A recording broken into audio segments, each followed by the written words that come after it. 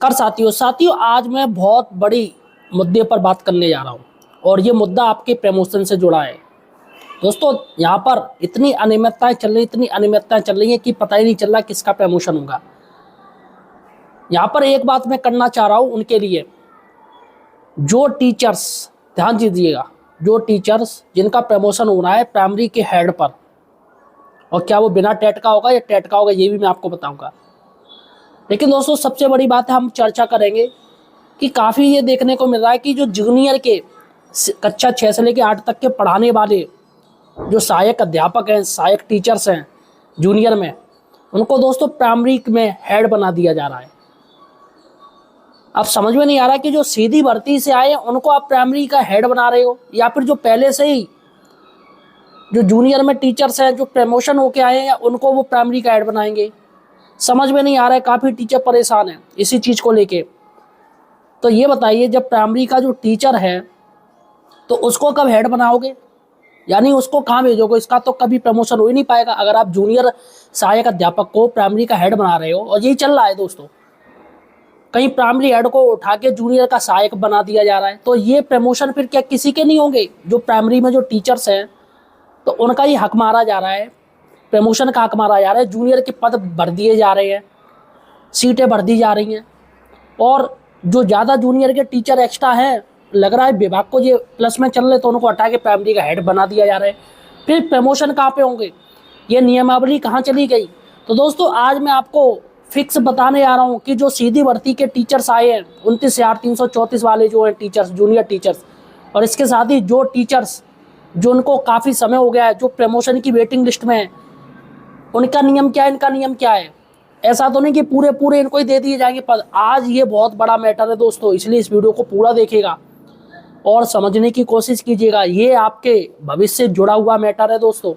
अतः सही और सटीक जानकारी के लिए आप हमारे चैनल एम्प्लॉयड हेल्पर को या सब्सक्राइब जरूर कीजिए। देखिएगा साथियों, पूरे यूट्यूब में कोई आपको सही जानकारी नहीं देगा और सिर्फ मैं ही देता हूँ। और काफ़ी लोग दोस्तों कहते हैं कि सर ये नहीं है वो नहीं। देखिएगा, मैं बिना कोई फैक्ट के बात नहीं करता हूँ, विद प्रूफ में लाता हूँ। तो मैं जो बात करता हूँ वो विद फैक्ट वाली बात करता हूँ।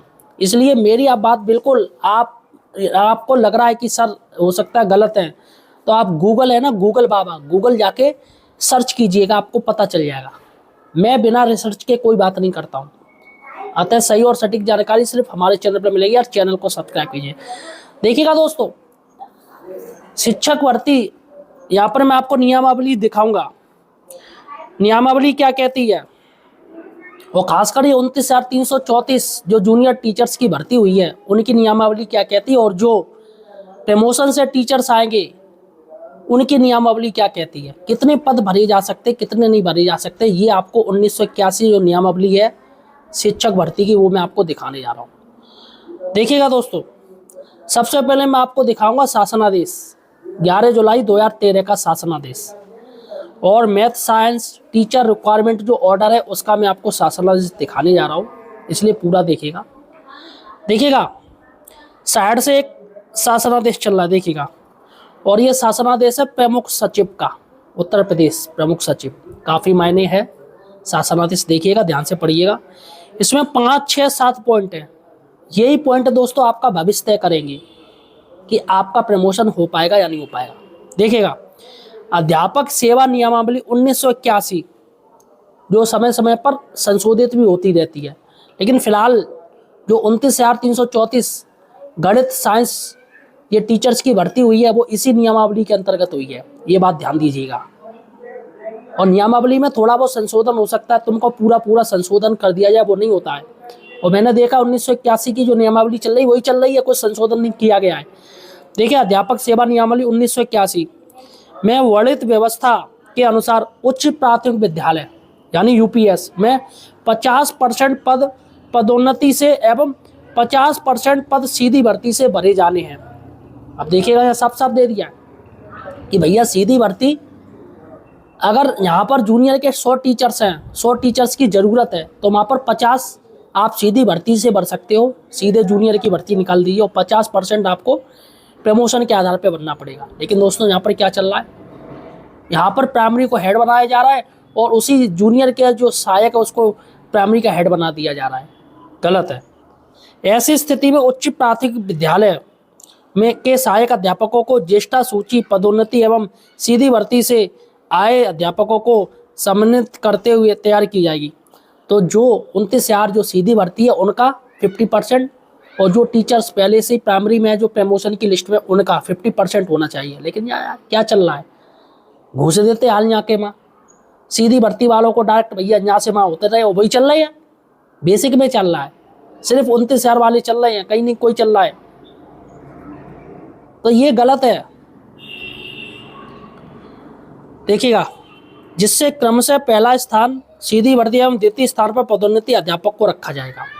तो यही नियम है दोस्तों, जूनियर में प्रमोशन किए जाए चाहे प्राइमरी में प्रमोशन किए जाए, चाहे प्राइमरी का हेड बनाया जाए या उसे जूनियर का सहायक बनाया जाए, नियम यही है। लेकिन दोस्तों नियम से कोई काम नहीं हो रहे हैं। और देखिएगा पॉइंट नंबर 6 ध्यान से पढ़िएगा, सीधी भर्ती से नियुक्त उच्च प्राथमिक विद्यालय के सफलतापूर्वक परीक्षा अवधि पूर्ण करने वाले सहायक अध्यापक को न्यूनतम 3 वर्ष की स्थायी निरंतर एवं संतोषजनक सेवा अवधि के पश्चात ही प्रधानाध्यापक उच्च प्राथमिक विद्यालय के पद पर पदोन्नति किया जा सकेगा।